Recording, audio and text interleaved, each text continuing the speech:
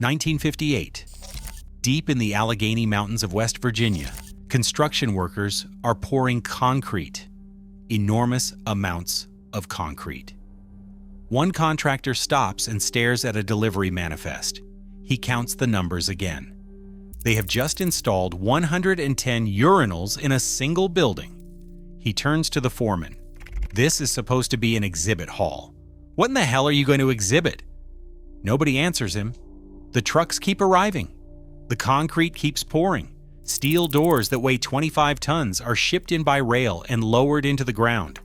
And above the construction site, in the grand white hotel that sits at the top of the mountain, guests are arriving for the weekend. They eat 6-course dinners. They swim in heated pools. They play golf on manicured courses and drink cocktails on terraces overlooking the Allegheny Mountains. They have no idea that beneath their feet, the United States government is building a facility designed to outlast the end of the world. This is the story of how that happened. Not just the bunker, but everything that made the bunker possible. Because the United States government did not choose this mountain by accident. They chose it because of what this place had been doing for 180 years before the first blast door arrived. To understand why the most powerful government on Earth buried its most important secret beneath a luxury resort, you have to go back to the beginning, to 1778, to the reason this mountain existed as a resort at all, and to the principle that made it the perfect hiding place. A pioneer woman named Mrs. Anderson discovers a natural sulphur spring in the mountains of Western Virginia. The water smells like rotten eggs. It is warm and mineral-rich, and the local Native American tribes have known about it for generations. She begins bathing in it to treat her rheumatism. Word spreads. People come from miles away. They believe the water can cure everything: arthritis, skin disease, digestive problems, fever. Whether it works or not is almost irrelevant. People believe it works, and where people believe in a cure, money follows close behind. Within decades, the springs at White Sulphur Springs become the most fashionable summer destination in the American South. The location is almost perfectly designed for it. High in the mountains, 2,000 feet above sea level. Cool in summer when the coastal lowlands are sweltering and disease-ridden. Far enough from the cities to feel like genuine escape. Close enough to reach by carriage in a few days. By the 1830s, the resort draws a very particular crowd: Southern aristocracy, plantation owners from Virginia and the Carolinas and Georgia and Louisiana.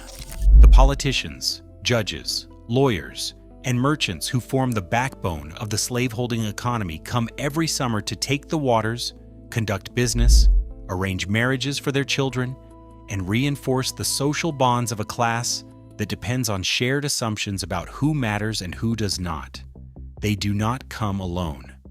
They bring their enslaved workers with them. By 1831, the resort has accumulated enslaved people whose value is recorded in its accounting ledgers at $56,000. That number sits in the books as an asset, listed alongside the real estate valuation of $100,000. The resort is not run by its owners. It is run by the people they own. Enslaved cooks prepare the meals in the kitchens. Enslaved servers carry the plates through the dining rooms. Enslaved workers maintain the cottages, carry the luggage, tend the horses, clean the rooms, wash the linens, and make the entire operation function. The luxury that draws the Southern elite to White Sulphur Springs is built entirely on the labor of people who have no choice about being there. The motif is already established in the resort's first decades of existence. Luxury as camouflage. The pleasant surface concealing something darker underneath. What the guests see is elegance and service, and effortless comfort. What they do not examine, what the experience is specifically designed to prevent them from examining, is what makes it possible. 5 sitting presidents visit before the Civil War.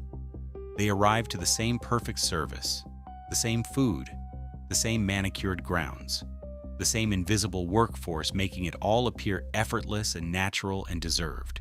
The resort is a machine for producing comfort without examination. That has been its core function from the beginning. It will continue to be its core function for the next 250 years. Then the Civil War arrives, and the machine is briefly interrupted. The resort closes to regular guests. Both the Confederate and Union armies use the grounds at different points during the conflict. The main building serves as a military hospital. Wounded soldiers from both sides are carried through the same doors that welcomed presidents and plantation owners. The same kitchens that produced six-course dinners for the Southern elite now feed the sick and dying. The formal dining rooms where the slave-holding class arrange their marriages and their deals become recovery wards. The same staff who served in silence now serve in a different silence, moving through rooms full of men who came to the mountains to be healed rather than to be comfortable. The Confederates bury 16 of their dead on the resort grounds in a small cemetery that still exists today, tucked into a corner of the property where modern guests walk past it without noticing. Unmarked on the resort maps distributed at check-in, easily missed entirely if you do not know to look. When the war ends, the resort reopens. The enslaved workforce is legally free, but freedom in White Sulphur Springs in 1865 means very little in practice. The formerly enslaved workers remain in the area because there is nowhere else to go and no resources to get there. Many continue working at the resort as paid employees. The transition is reclassification, not liberation. The same hands that cooked and served and cleaned under slavery continue cooking and serving and cleaning for wages that are unlikely to fund any other life. The surface changes. The structure underneath does not change in any meaningful way. In 1868, Confederate General Robert E. Lee arrives at the resort for a summer visit. He is accompanied by other prominent former Confederate leaders. Together they draft what becomes known as the White Sulphur Manifesto, a document declaring that the questions of secession and slavery were decided by war and that the South will honor the results. Lee signs it at a writing desk in a resort whose wealth was built on the institution he is now conceding to have lost. The document is distributed to newspapers across the country. The resort provides the setting and the comfort for this act of political recalibration. It is what the Greenbrier has always provided, a stage for the powerful, a place where history happens in pleasant surroundings with good wine. The resort changes hands several times in the years following the Civil War. Then, in 1910, the Chesapeake and Ohio Railway acquires the property. In 48 years, the United States government will bury a nuclear bunker beneath this mountain. What happens in those 48 years is not a detour, it is the explanation. The railway sees what the resort can become with serious capital behind it. They invest accordingly. They tear down the old central structure and commission a grand replacement. The new main building opens in 1913. Classical revival architecture. White columns across the long facade, 670 rooms, formal dining rooms with chandeliers hanging from high ceilings, ballrooms large enough for full orchestras, tennis courts, golf courses laid out across the mountain. The railway transforms White Sulphur Springs from a regional retreat for Southern aristocrats into a national destination for American power in all its forms. They rename it the Greenbrier, and they market it to the very top of American society. Old money families, industrial dynasties, political figures, anyone who needs a place where business can be conducted away from public scrutiny, where deals can be arranged over dinner, where the appearance of leisure conceals the reality of influence. By the 1920s, the Greenbrier is part of the elite circuit that connects Palm Beach to Newport to Saratoga. 26 American presidents will eventually visit. The Duke and Duchess of Windsor stay there after the abdication. Princess Grace attends. Sam Snead, one of the greatest golfers who ever lived, becomes the resident golf professional and remains for nearly 40 years. For the wealthy visitors who arrive from New York and Washington and Houston, playing around with Snead is itself a form of luxury that cannot be purchased anywhere else. The resort does not just sell rooms and meals, It sells proximity to greatness. It sells the story you tell when you get home. Then the Second World War arrives. The federal government requisitions the Greenbrier. First, it is used as an internment facility for Japanese, German, and Italian diplomats and their families, held there in comfortable confinement while their countries are at war with the United States. Then it becomes a military hospital. Eisenhower is treated there as a patient.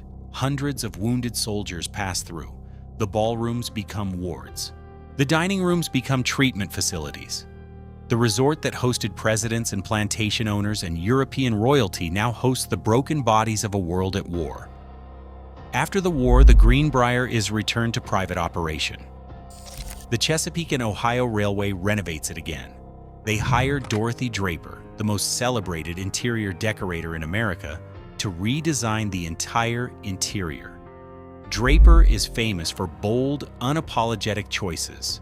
Massive rhododendron prints on the carpets, vivid greens and pinks and reds and blues, black and white checkerboard floors in the lobbies.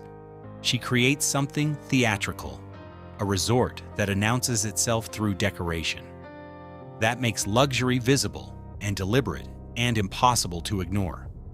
She tells the railway that the Greenbrier should look like a place that takes itself seriously without taking itself too seriously, like old money that has decided to have fun. The Greenbrier reopens in 1948 and it is more famous than ever. The elite resume their retreats. The surface is more polished than at any point in its history. By the 1950s, the Greenbrier is a fully perfected machine for producing comfort without examination. You arrive, you are immediately attended to. The mountains are beautiful. The food is excellent. The service is invisible in the way that only genuinely perfect service manages to be.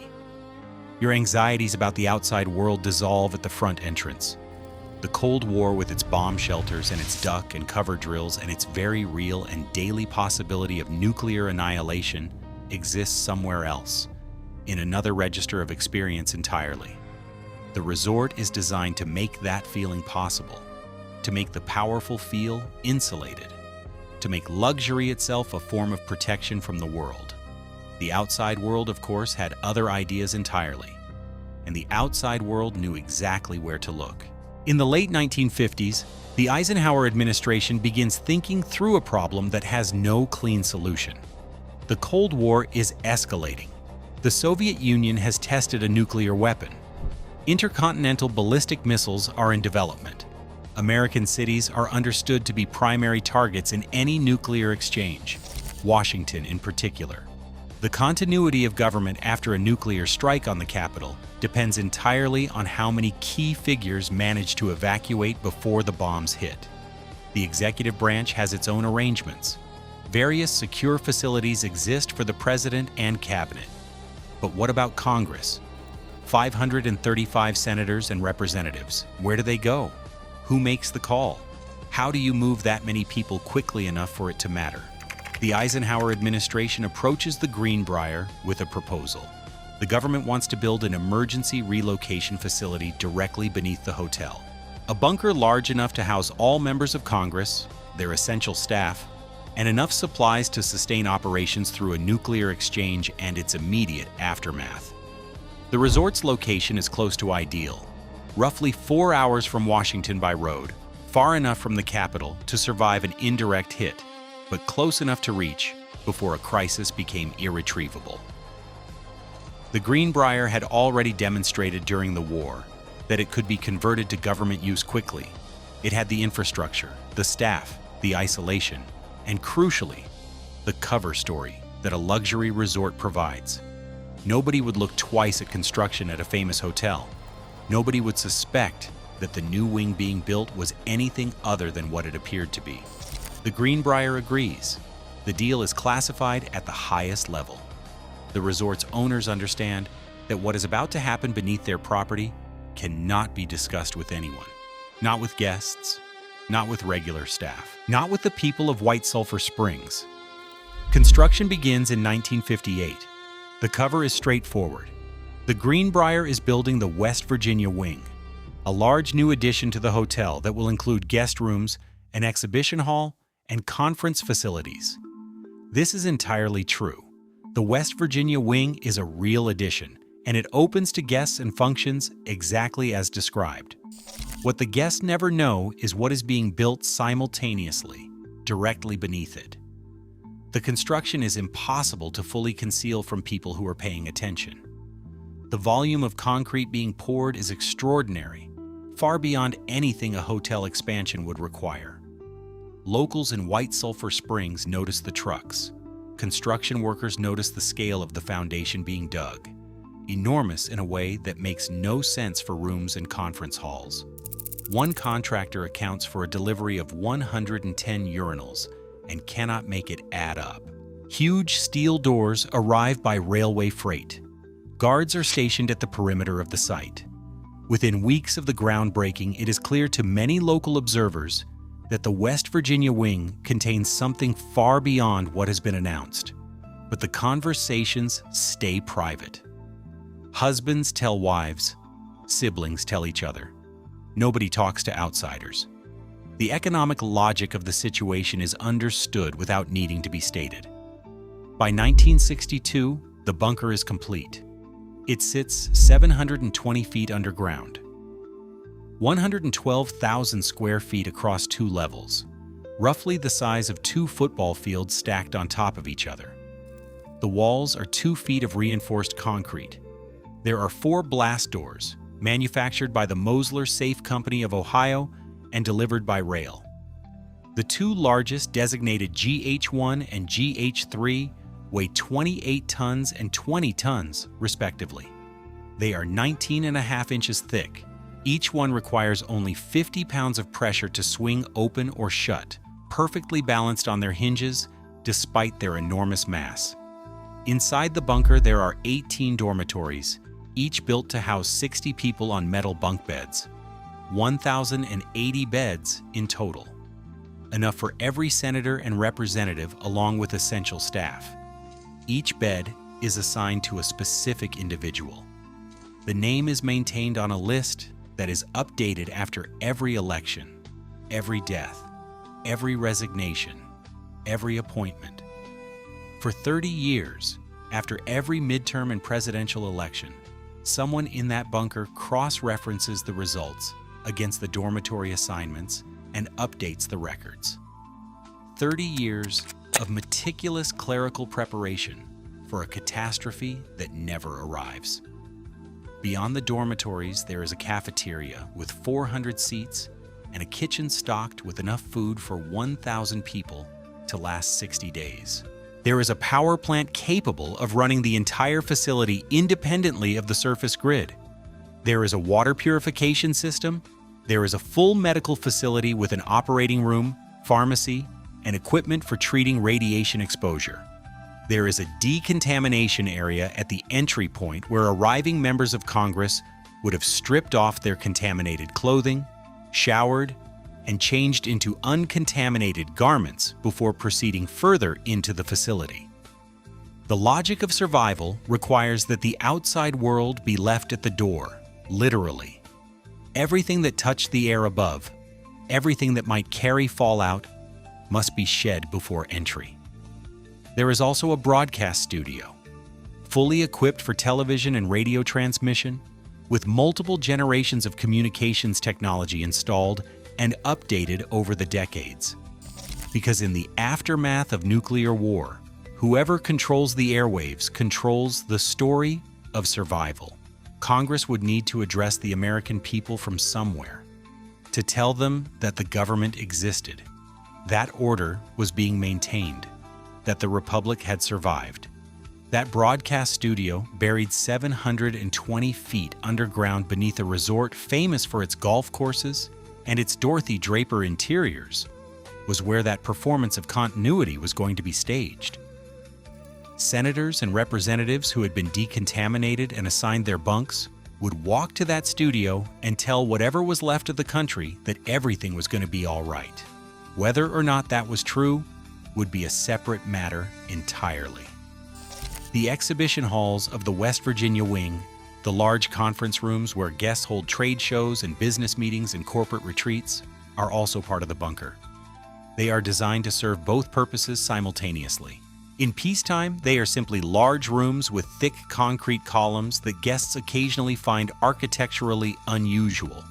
In a nuclear emergency, the blast doors hidden behind the walls would seal the halls off from the hotel above, and the members of Congress would gather there to hold legislative sessions in the period immediately following the end of the world. Hotel guests walk through these rooms for 30 years. They hold their meetings. They give their presentations. They eat their conference lunches. They find the columns vaguely peculiar and move on. The maintenance of the bunker requires a permanent on-site presence. 12 to 15 government employees are stationed at the Greenbrier at all times. They cannot identify themselves as government workers. They cannot acknowledge the existence of the facility they maintain. So the government establishes a cover company, Forsyth Associates, registered in Arlington, Virginia. Their stated business is television repair and maintenance. The Greenbrier has over 1,000 television sets distributed throughout its rooms and public spaces. Forsyth Associates is contracted to maintain them all. It is a perfectly plausible reason for a small crew of technicians to live and work permanently at the resort. Nobody questions it. The Forsyth employees spend approximately 20% of their time actually servicing televisions. They are legitimately good at it. They have to be, because if anyone ever examines their work too closely, the televisions need to be genuinely well maintained. The remaining 80% of their time is devoted to the bunker. Changing food supplies before expiration dates, rotating the pharmaceutical inventories, testing communication systems, running checks on the power plant, verifying the water purification system, inspecting the blast doors, lubricating the hinges, confirming that the mechanism still operates correctly, updating the dormitory assignments after elections, maintaining the decontamination facilities, keeping 1,080 beds ready for occupants who will hopefully never need them. The first manager of the Forsyth operation is a man named John Landis, a former cryptographic expert from the Army Signal Corps with top-secret clearance, previously stationed at the Pentagon. He is followed by others with similar backgrounds. These are serious professionals doing serious work under the cover of being television repairmen. They live at the resort. They have quarters on the property. They eat in the staff facilities. They attend the same staff Christmas parties as the housekeepers and the kitchen workers and the groundskeepers. They are friendly. They are competent at fixing televisions. They are quiet about what they actually do. They develop genuine relationships with the hotel staff. They know the names of the chambermaids. They know which sous chef makes the best staff meals. They know the rhythms of the resort across seasons, the busy summer weekends, the quieter winter months, the particular chaos of the Greenbrier Classic Golf Tournament week. They are part of the community of people who make the resort function. And every working day, after they finish servicing whatever televisions need servicing, they descend into a classified nuclear facility and spend the rest of their shift preparing for the end of civilization. The duality is the most human element of the whole story. These are not spies in the conventional sense. They are not running operations or gathering intelligence. They are maintenance workers with top-secret clearances, doing unglamorous bureaucratic work in a facility that exists to address an emergency that will hopefully never arrive. They change food supplies that have never been eaten. They test blast doors that have never been sealed. They update dormitory assignments for congresspeople who do not know their bunk number. They do this for years, for decades.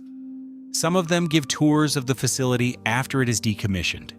The same men who spent 30 years maintaining the secret in silence become the people who explain it to tourists. That is not irony. That is just the Greenbrier being the Greenbrier. The people of White Sulphur Springs carry the heaviest burden of this secret. The town has a population of roughly 2,500 people. The Greenbrier is the dominant employer. It is the reason the town exists in anything like its current form. The resort provides jobs in every department: housekeeping, kitchen, grounds, security, reception, management. The local economy orbits the resort completely. There is no meaningful alternative. When the government began construction in 1958, the people of the town understood, mostly without being told explicitly, that what was being built beneath the hotel was a government installation of some kind. The concrete volumes, the blast doors, the guards, the secrecy around the construction site, all of it pointed in one direction. But they also understood, mostly without discussing it openly, that their silence was not optional. The Greenbrier employed their neighbors and their family members. The resort was the economic foundation of their lives. You do not put that at risk by talking to strangers about blast doors. Margaret Clay Hambrick grows up in Greenbrier County in the 1950s and 60s. She hears rumors about the bunker at school when she is a child. Her response is immediate and practical. If a nuclear bomb goes off on top of the bunker, she thinks, all of us here are toast. She is a child when she arrives at this conclusion. She is completely correct. White Sulphur Springs, West Virginia, population 2,500, is a Soviet nuclear target because of what the American government has hidden beneath the resort without telling the town. The people who live there, who work at the hotel, who keep the secret out of economic necessity and community loyalty, are the most exposed people in America during the Cold War. And they know it. And they keep the secret anyway. Peggy Boso, a retired teacher from White Sulphur Springs who used to babysit for guests at the hotel, captures the situation simply after the secret finally comes out in 1992. A senator asks her if everyone in town had known. Basically, yes, she tells him. But nobody ever talked about it because it was a way of putting food on the table. 2,500 people, 30 years. A nuclear secret maintained by economic dependency rather than security clearances.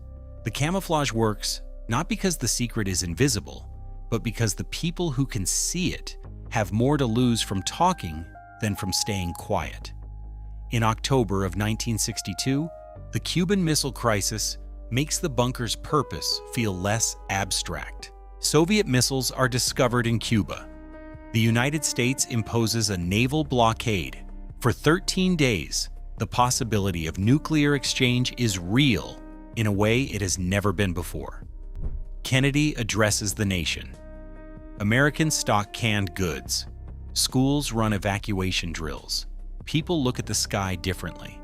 Congressional leadership is quietly informed that a relocation facility exists in West Virginia and that procedures are in place to move members if Washington becomes untenable. The Forsyth employees run systems checks. They confirm supplies are current. They test the blast doors. The bunker is as ready as it will ever be. Congress is never evacuated. The crisis resolves through diplomacy. The missiles are withdrawn. The blockade ends.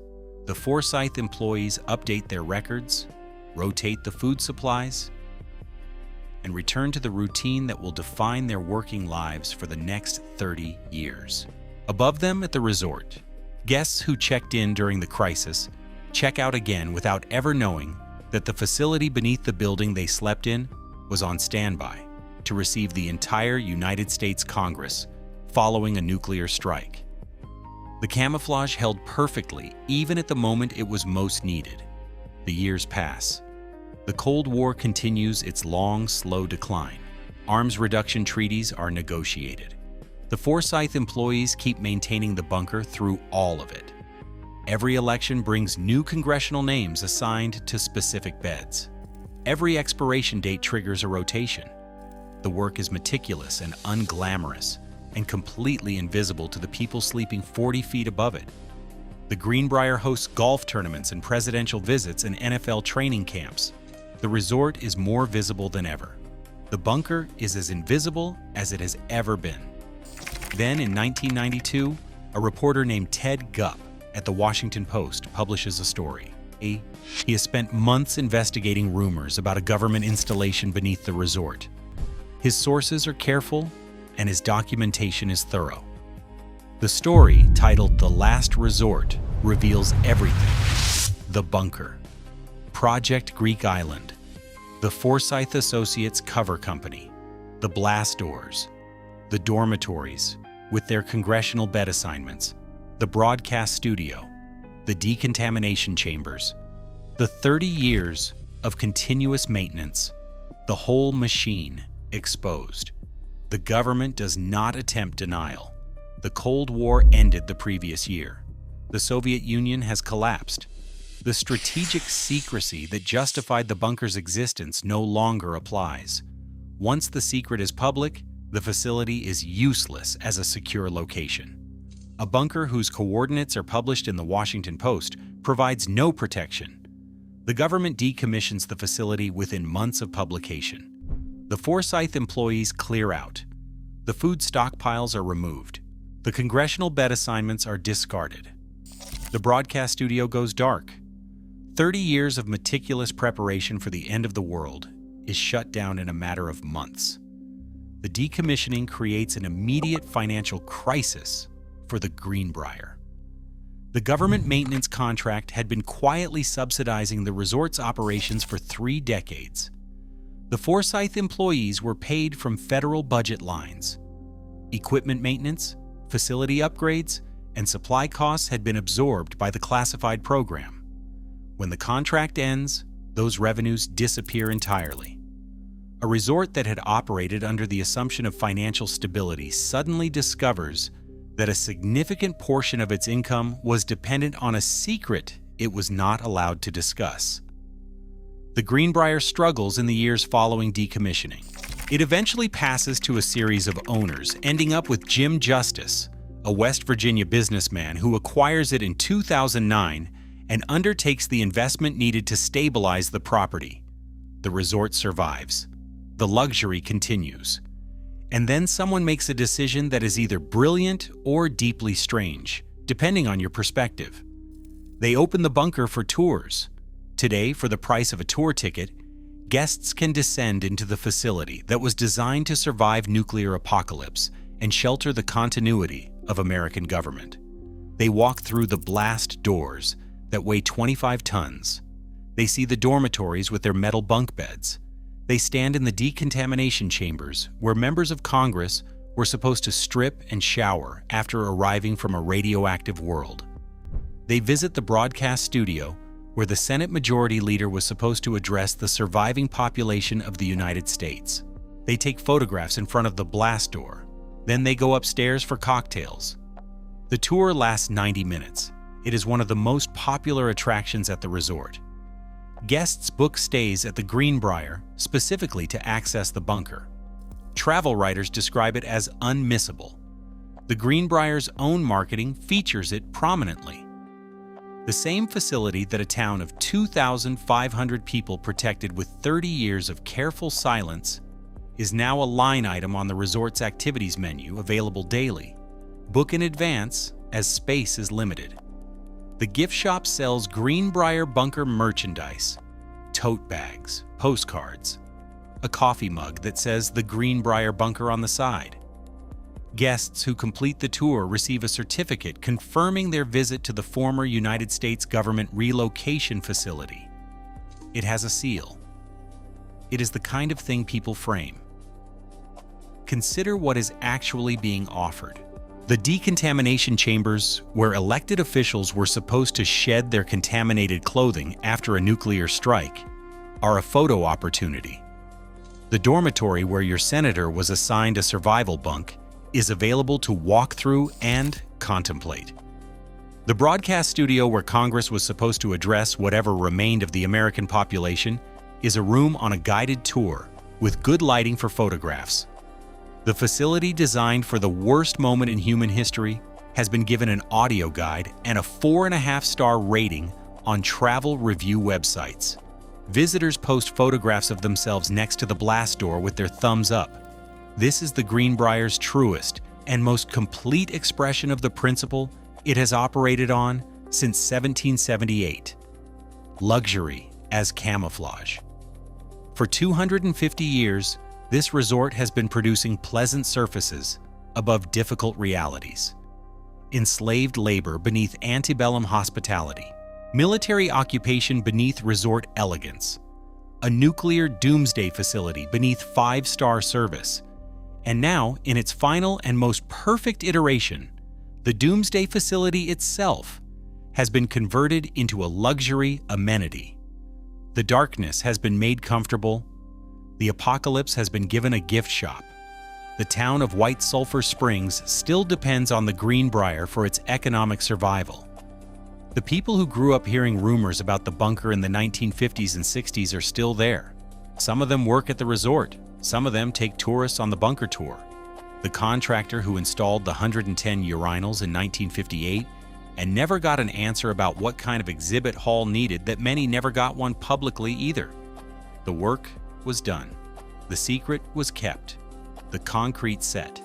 The Greenbrier is still there. You can book a room tonight. The resort extends across 11,000 acres in the Allegheny Mountains of West Virginia. 700 rooms, 20 restaurants, multiple golf courses, a casino, a spa, an equestrian center, hiking trails through the same mountains that once concealed a nuclear secret. In the morning, you can play golf on a course redesigned by Jack Nicklaus. Dwight Eisenhower played here. Lou Gehrig played here. Bob Hope played here. Sam Snead played here for 40 years and is buried not far from the mountain. In the afternoon, you can take the 90-minute tour of the nuclear bunker beneath the West Virginia wing. You can stand in the dormitory where your congressional representatives were assigned their survival bunks. You can put your hands on the blast door that weighs 25 tons. You can sit in the chair in the broadcast studio where the last address to the American people was supposed to be delivered. Then you can go upstairs and order whatever you like. The dining room is excellent. The mountains are beautiful. The service, as it has always been, is impeccable. From the sulfur springs to the slave-staffed cottages, to the presidential visits, to the Cold War bunker, to the tour tickets, the Greenbrier has always known how to produce comfort without examination. How to make the surface so pleasant that the examination never comes. How to convert whatever is underneath into part of the experience, rather than a disruption of it. The bunker that was supposed to save Congress from the end of the world was operational for 30 years and never used. The people who built it kept the secret. The town that hosted it paid the price of being a nuclear target without ever being asked if they consented to that arrangement. The government that built it shut it down the month it became public. And the resort that concealed it turned it into a tourist attraction within a few years of decommissioning. None of that is surprising. Not if you understand what the Greenbrier has always been. Not a place where history is examined, but a place where history is made comfortable. Not a place where the difficult questions get asked, but a place where the right people can be insulated from having to answer them. The luxury is not the product. The insulation is the product. The comfortable surface above the complicated truth is the product. The Sulphur Springs ran over slavery. The Grand Hotel ran over inequality. The West Virginia wing ran over a doomsday facility. And now the doomsday facility runs over nothing, because it has been converted into the product itself. The camouflage has eaten the thing it was concealing and called it an amenity. That is the Greenbrier story in full. 250 years of the same trick performed with increasing sophistication.